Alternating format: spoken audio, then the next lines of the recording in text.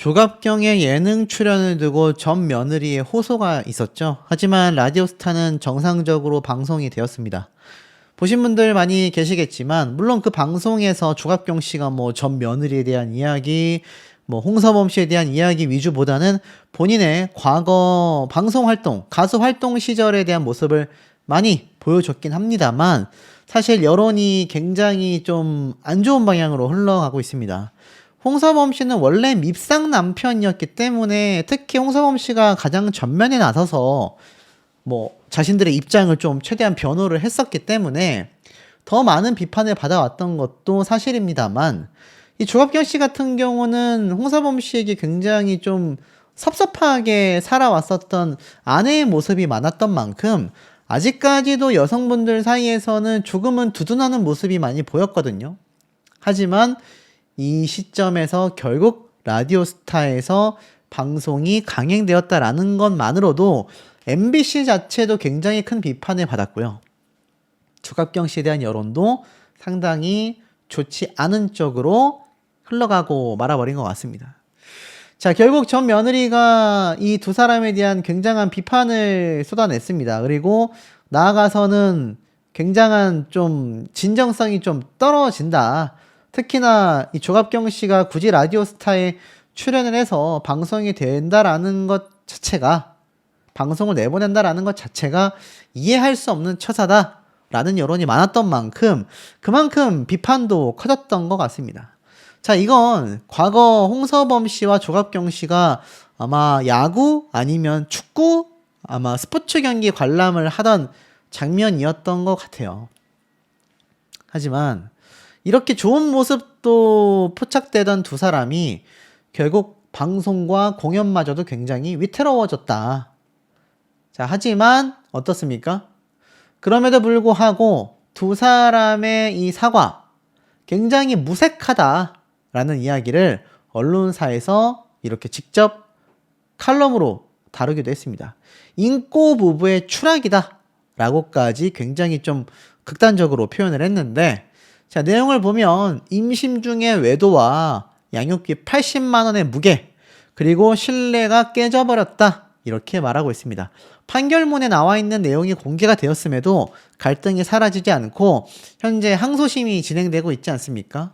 홍서범 씨 아들이 특히나 임신 한 달 만에 외도했다라는 이 타임라인 자체가 많은 대중분들에게 전혀 공감대를 이끌어내지 못하고 있는 걸로 보여집니다.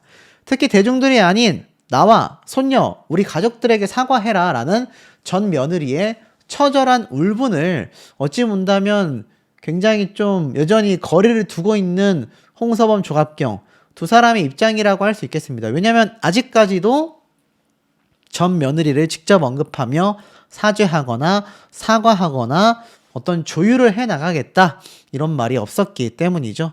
하지만 의견은 굉장히 팽팽히 나뉘고 있다라는 겁니다. 연좌제는 금지해야 된다. 아니, 방관도 책임이 있다. 대중들의 시선도 엇갈려지고 있다라는 얘기예요. 한쪽에서는 다 큰 아들의 사생활 문제를 부모에게 전가되는 건 연좌제다. 아들이 저지른 잘못을 부모가 대신 책임져야 한다라는 논리는 지나치게 가혹하다. 유명인이라는 이유로 과도한 비난의 화살을 맞고 있다. 또 반면 두 부부가 가족 예능을 통해 행복한 가정의 이미지를 수익 창출의 도구로 활용을 해왔다. 가족의 화목함을 앞세워 사랑받았던 만큼 가족 내부의 도덕적 결함에 대해서도 도의적인 책임은 피할 수 없다. 특히 중요한 거, 전 며느리가 수차례 도움을 요청했음에도 외면했다라는 방관자적 태도에 많은 분들이 실망감이 극에 달한 겁니다. 그러면서 등장했던 게 바로 조갑경 씨의 라디오스타 방송 등장이었던 거죠. 이 아들의 양육비 미지급 의혹으로 한 아이, 남도 아닌 자신의 손녀의 생존권이 위협받고 있는 상황에서 시어머니로서 예능방송에 나와 웃고 떠든다라는 모습은 부적절하다라는 의견이 많을 수밖에 없었다라는 겁니다. 자, 과연 이 홍서범, 조갑경 두 사람이 이 논란을 잘 수습지을 수 있겠습니까? 사실 라디오스타 방송을 본인이 하차하고 뭐 여러 일정들을 당분간 국민분들께 상당히 좀 많은 혼란을 야기시킨 점을 자중하는 의미로 활동을 좀 쉬겠다라고 했다면 괜찮지 않았을까요? 그게 뭐 설사 한 달 정도만 쉰다 하더라도 굉장히 여론은 좀 많이 잦아들었을 것 같습니다. 하지만 조갑경 씨가 결국 끝끝내 출연을 하게 되면서 많은 분들이 지금 비판을 쏟아내고 있는 거죠. 사실 조갑경 씨는 이런 말을 한 적이 있어요. 밖에서는 대담해 보여도 남편인 홍서범에게는 좀 다르게 대접받고 싶다. 제가 앞서 말씀을 드렸습니다. 누구보다도 한 명의 며느리로서 참 어려웠던 시집살이, 서러운 남편에 대한 어떤 외로움이 극에 달해왔었던 조갑경 씨인데 왜 자신의 며느리는 이해하지 못했을까? 이 당시 때 이렇게 얘기를 했어요.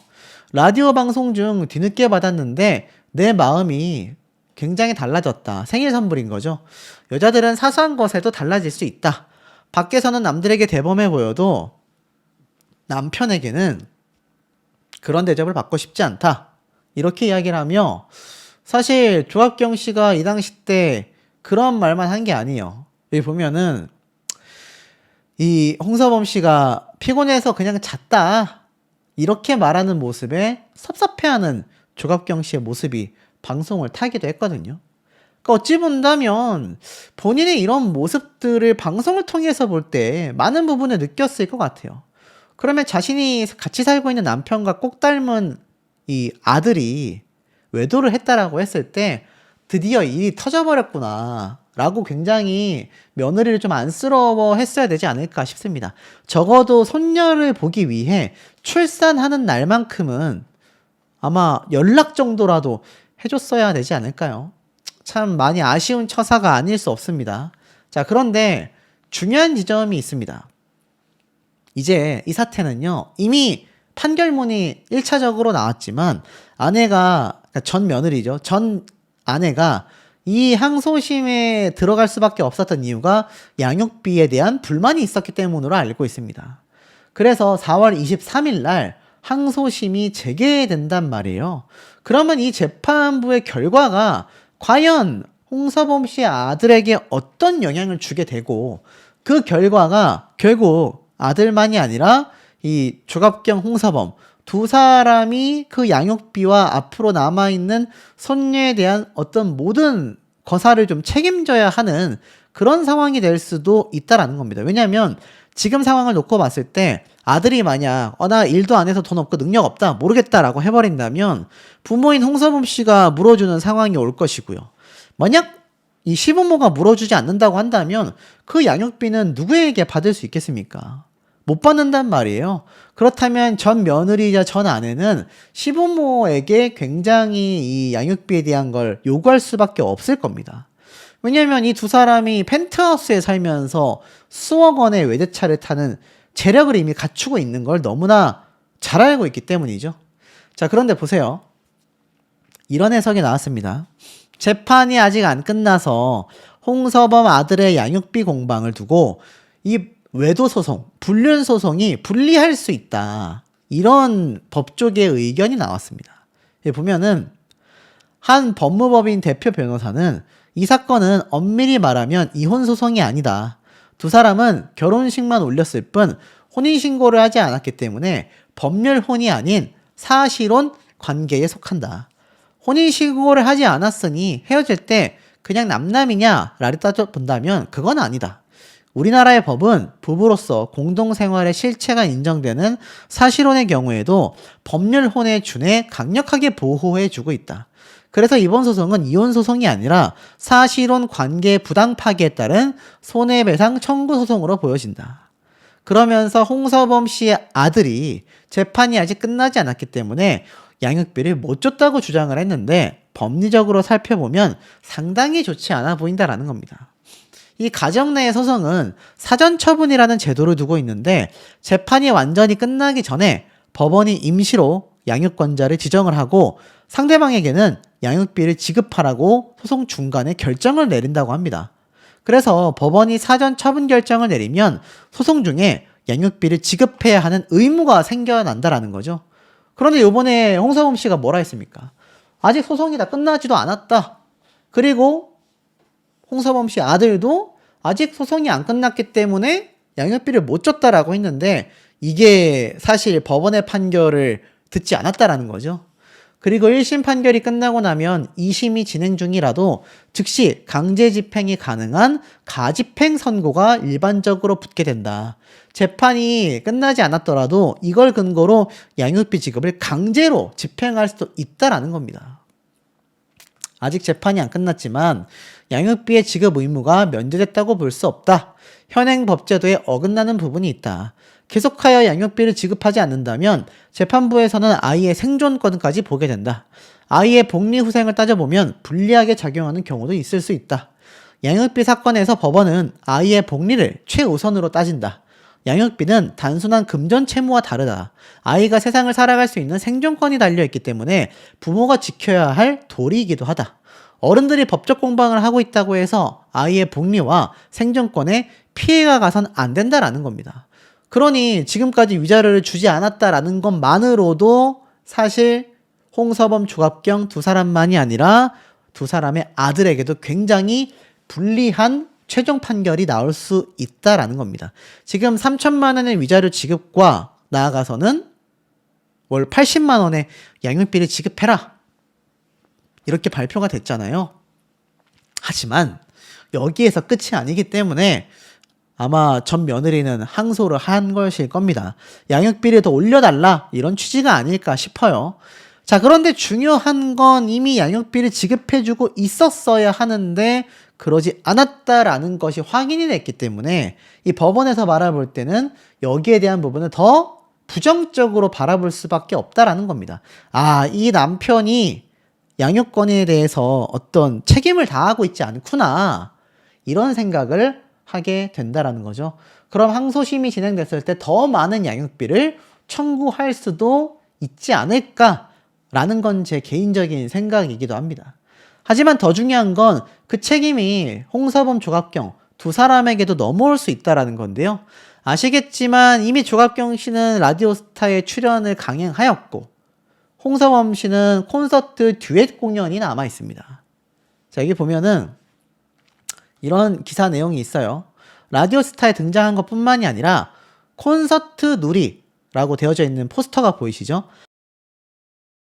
여기에 홍서범 씨가 5월 9일 날 듀엣 무대를 갖는다라는 겁니다.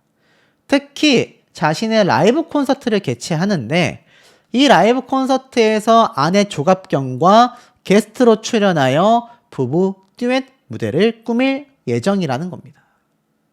야, 어떡합니까? 사실 이 콘서트가 제대로 진행이 될 수 있을까 싶기도 하고 만약에 이 콘서트장을 찾는 팬들도 있을 거고 일반 대중들도 있다고 한다면 두 사람에 대한 원색적인 비난이 쏟아질지도 모를 일이라고 보여집니다. 그러니까 아무리 두 사람의 직접적인 잘못이 아니라 할지라도 엄밀히 따진다면 손녀에 대한 방관, 며느리에 대한 방관, 양육비에 대한 책임을 지지 않았다. 이 모든 것들이 사실 해결되지 않은 상황에서 본인들의 수익 창출을 위한 활동을 계속 해나가고 있잖아요. 조갑경 씨는 라디오스타에 등장을 해버렸고 홍서범 씨는 5월 달에 있는 공연을 취소한다라는 이야기가 없습니다. 그럼 정상 진행이 될 가능성이 높겠죠. 그러니 대중들의 입장에서는 괘씸죄가 적용될 수밖에 없는 상황인 것 같아요. 자, 이런 상황이 계속해서 흘러가면 어떤 문제점들이 발생되는지를 좀 말씀드리겠습니다. 또 해줬더라면 아마 아이의 한 명의 엄마로서 전 며느리가 이렇게까지 분노하지는 않았을 것 같습니다. 일각에서는 이 전 며느리가 이렇게 일을 키워서 결국 양육비를 더 받아내려는 속셈이 아니냐 이렇게 이야기하시는 분들도 계신데 이건 방송화되기 전부터 이미 소송을 통해서 위자료 배상 판결을 이미 전 며느리가 받았기 때문에 조금 억지가 있지 않나라는 생각도 듭니다. 하지만 중요한 건 이 전 며느리가 이토록 분통할 수밖에 없었던 이유가 사실 시부모의 굉장한 무관심 속에서 이렇게 감정이 커질 수밖에 없었지 않았나 싶어요. 댓글 반응을 보면 이러한 말이 나옵니다. 집안이 저렇게 엉망인데 방송에 나와서 웃는다라는 게 참 이해가 되지 않는다. 저 며느리의 삶이 얼마나 고통스럽고 힘들지 가늠이 안 간다. 시부모와 남편, 사람도 아니다. 이 와중에 조갑경 씨는 말장난하는 예능 방송에 나와서 저러고 싶을까? 이게 굉장히 좀 패부를 찌르는 팩트가 아닌가라는 생각이 듭니다. 조갑경 씨가 뭐 직접 잘못한 거 아니라고 치고 양육비도 지급하겠다 이렇게 말을 했다 하더라도 가장 중요한 건 뭡니까? 지금 예능 방송에 굳이 등장을 해야만 했는가?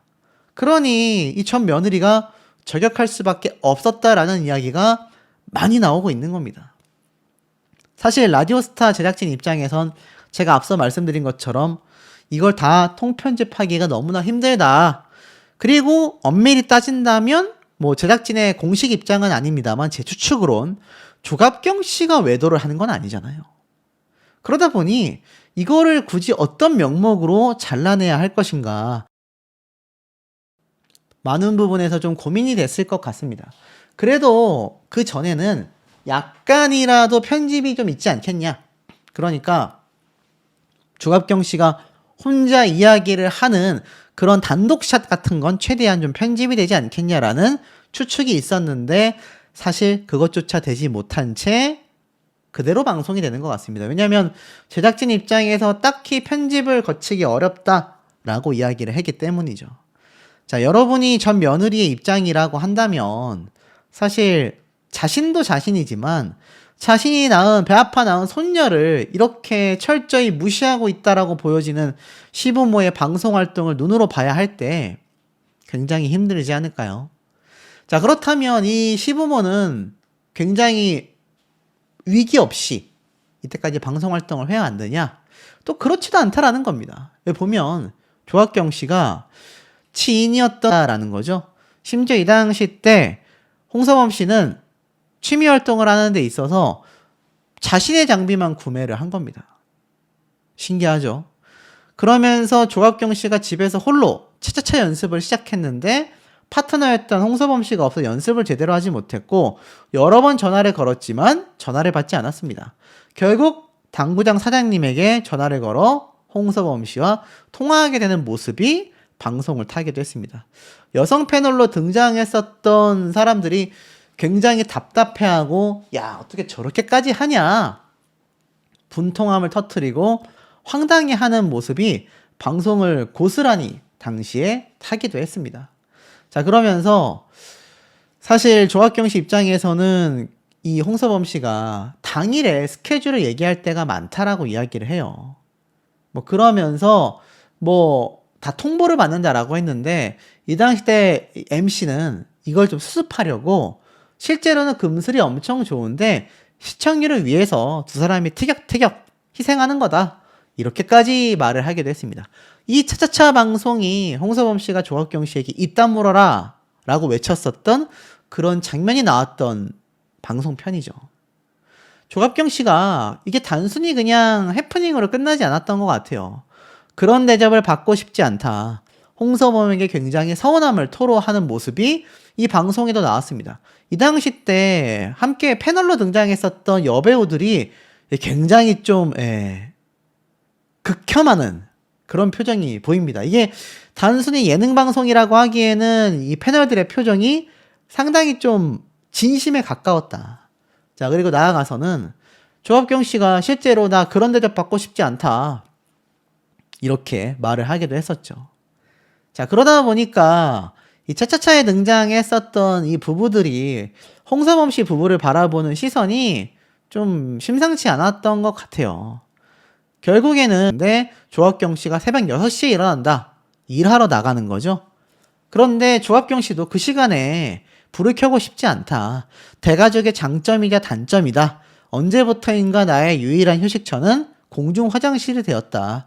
내가 아무것도 안 해도 된다. 뭐 이런 말을 했어요. 어머니 걱정에 집 근처를 벗어나지 못하는 아들의 입장을 설명을 했습니다. 방이 없기 때문에 조갑경 씨는 스케줄이 끝나고 쇼핑하는 모습을 보여줬는데 혼자 나가는 게 두려웠지만 지금은 오히려 마음이 편해졌다. 간혹 화장실에 가서 오래 있기도 한다. 너무나 편하다. 내가 어떤 표정을 해도 남들이 못 보니까. 그러니까 실제로는 굉장히 우울하고 힘든데 이걸 남들에게 보이지 않아서 편안했다라는 뜻으로 해석이 되잖아요. 홍서범 씨 어머니가 당시에 치매 증상이 약간 오기도 했다라는 겁니다.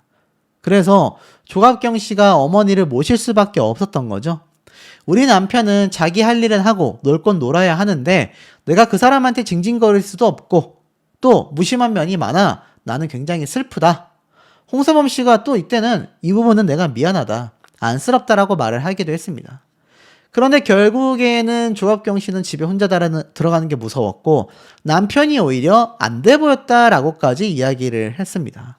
아프신 어머니를 지켜봐야 하는 아들의 입장이었기 때문이죠. 어찌 본다면 또 두 사람이 돈독하기도 해요. 하지만 조갑경 씨가 이러한 말을 했습니다. 나는 다정한 사람을 만나보고 싶다. 나를 막 예뻐해주고 그런 느낌도 받고 싶다. 그런 마음이 들더라. 내가 제일 부러운 게 부부끼리 이야기를 한참 하는 사람들이다. 저 사람들은 과연 무슨 얘기를 하는 걸까? 어쩜 할 이야기가 저렇게 많을까? 하지만 홍서범 씨는 우리는 딱 보면 무슨 생각하는지 다 안다. 이제 굳이 말로 해야 하냐? 신혼도 아닌데. 조갑경 씨는 원래 예전에도 대답을 안 했다. 똑같다. 근데 너무 웃긴 건 왜 이제 와서 섭섭하고 서운한 건지 모르겠다. 어찌 보면 남편이 안쓰럽기도 하지만 또 한편으로 홍서범, 조갑경 두 시부모뿐만이 아니라 딸들에 대한 비판까지도 온라인상에 쏟아지고 있어요. 가족 전체에게 비판의 화살이 쏟아지고 있다라는 겁니다. 왜냐하면 며느리이자 이런 신우이 관계에 놓여 있었던 홍서범 씨 아들의 전처가 굉장히 힘들게 출산을 했고 그 과정에서 제가 홍서범 씨 얘기만 했는데 앞선 영상에 어떤 분이 시어머니인 조갑경 씨에게도 카톡을 보냈지만 읽음 표시가 사라지지 않더라. 그러니까 읽지 않았다라는 거죠. 그리고 이 두 딸은 백수가 되어 어른이 됐음에도 함께 사는 모습이 또 예능 방송에 나와서 이것이 또 다시 두 사람에게 방송 수입으로 돌아가는 이 순환이 계속되는 걸 수년간 지켜봤을 거라는 겁니다. 그러니 가족이 직접적인 책임은 없지만 도의적 차원에서 많은 대중분들이 보기 불편하다 이렇게 말씀을 하시고 있는 상황으로 보여집니다. 결국에는 라디오스타 방송에서 편집 없이 등장한다라는 건 조갑경 씨 이야기만 나오는 편이 됐다 할지라도 아마 라디오스타 제작진에 대한 대중들의 분개함은 상당히 많이 쏟아질 것으로 저는 좀 예상이 됩니다. 물론 이것도 제작진의 잘못이라고 할 수는 없겠죠. 제작진은 엄밀히 따지면 그냥 방송을 촬영했고 이것을 방영을 하는 것일 뿐인데 당사자의 잘못도 있지 않은 사안을 가지고 출연자를 통편집할 수도 없는 노릇이다. 뭐 이런 입장이 아니었을까 싶기도 합니다. 자, 어찌되었건 이 두 사람의 이 큰 방송 활동에 타격이 왔다. 이렇게 해석이 되거든요. 실제로 이렇게 얘기를 해요. 돈을 빚졌다라는 사연 속의 아내의 발언에 홍서범 씨는 아내인 조갑경 씨를 떠올리며 후배에게 속아서 결국 사기를 당했었다라고 말을 합니다. 왜냐하면 조갑경에게 여러 건이 있었다. 귀가 얇다. 굉장히 알뜰해서 더하면 사실 조갑경 씨라고 한다면 이 사태에 대한 비난의 화살이 본인들에게 쏠려버렸잖아요. 본인들이 바람을 핀 것도 아닌데. 명예훼손을 걸 가능성이 높다라는 상황에서 아마 이런 질문을 한 네티즌이 한 것 같고 당사자인 전 며느리도 아마 걸지 않을까요? 라며 웃었다라는 겁니다. 그만큼 전 시부모였던 홍서범 조갑경에 대한 신뢰도가 이미 바닥을 쳐버린 상황이라는 것을 충분히 알 수가 있죠. 자, 어찌되었건 자신의 인생을 완전히 망쳐놨다라고 생각하고 있는 전 며느리인 만큼 홍서범 조갑경 두 사람의 앞으로의 방송 활동과 여러 가지 활동에 있어서 제약이 생길지도 모르는 상황인 만큼 제가 봐도 명예훼손의 가능성은 충분히 존재해 보이는 것 같습니다. 뭐 어찌되었건 대중들의 반응은 팩트에 기반해서 보통 흘러가기 때문에 홍서범 조갑경 시부모로서의 책임을 다하지 못했다라는 비판의 화살은 당분간 이어질 수밖에 없는 것 같아요. 그런 이유들도 충분히 존재를 했었다라는 겁니다. 처음에 100평 하우스, 억대 SUV 클래스라고 되어져 있습니다. 이게 26년도 올해 2월 달에 올라온 칼럼이거든요. 제가 앞서 한번 말씀을 드렸습니다. 홍서범 씨와 조갑경 씨 두 부부가 백수가 된 두 딸을 데리고 90평대의 펜트하우스에 거주를 하고 그것이 방송을 통해 가감없이 송출됐다라고 말씀을 드렸습니다. 더 중요한 건 그만큼 돈이 많고 여유가 있었음에도 제대로 된 양육비를 지급하지 않았다. 이것이 매우 중요한 모습이라고 말씀드릴 수 있겠는데 사실 돈이 없어서 안 줬다라고 하기에는 상황이 말이 맞지 않는다라는 겁니다. 여기 뭐라고 되어 있냐면 43년간 쉬지 않고 달려온 가수 홍서범의 삶은 화려한 조명 뒤엔 숨겨진 완성형 중년의 표본이다 결과물이라고 이야기를 합니다. 그가 거주하는 100평대 공간은 주거지를 넘어선 안식처로서의 의미를 지니고 있다. 서울의 핵심 입지에서 펜트하우스가 갖는 상징성은 성공의 마침표와 같다라고까지 표현합니다. 이야, 대단하죠? 그러면서 도로 위에 퍼스트 클래스, 벤츠 GLS를 선택한 이유가 있다. 홍서범의 MR로 알려진 벤츠 차량이다. 우리가 S클래스 하면 워낙 유명하잖아요. SUV의 벤츠 S클래스라는 평가를 받고 있는 모델입니다. 그런 아닐 거입니다. 한 달에 80만원에서 100만원, 위자료 3천만원, 바람핀 아들의 치부를 덮기에는 큰 돈이 아니라고 할 수 있겠죠. 물론 그것조차 아들이 직접 해결해야 하는 부분이 맞긴 합니다만 며느리가 시아버지에게 애타게 그토록 요청을 했다면 적어도 한 번 정도는 돌아봐 줬어야 하지 않을까라는 아쉬움이 많이 듭니다. 그랬다면 이렇게까지 사태가 최악으로